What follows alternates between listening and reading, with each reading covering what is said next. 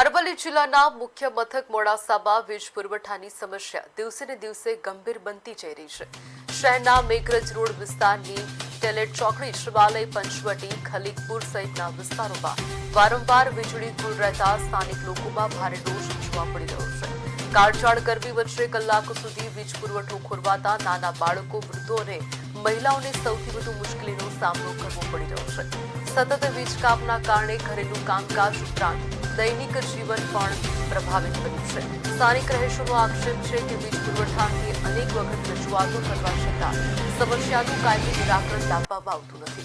વધુમાં જવાબદાર અધિકારીઓનો સંપર્ક કરવાનો પ્રયાસ કરવામાં આવે ત્યારે ફોન રિસીવ ન થતા લોકોમાં નારાજગી વધી રહી છે। સ્થાનિકોએ તાત્કાલિક વીજ પુરવઠો નિયમિત કરવામાં આવે તેમજ સમસ્યાના કાયમી ઉકેલ માટે જરૂરી પગલાં ભરવામાં આવે તેવી માંગ ઉઠાવી છે।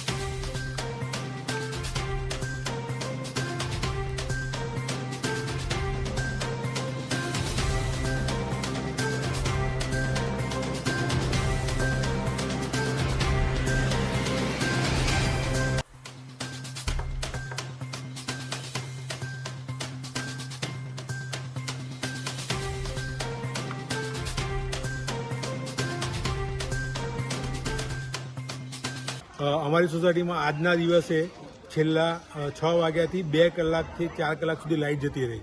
આ લાઇટ જવાથી જમવાના સમયમાં નાના બાળકો, વૃદ્ધો, વડીલો દરેક જણા હેરાન થયા છે અને આ સોસાયટીનો પ્રશ્ન આટલી ગરમીના ઉકળાટમાં છેલ્લા 2 વર્ષથી અમારા સોસાયટીના રેસિડેન્સીવાળા સહન કરી રહ્યા છે।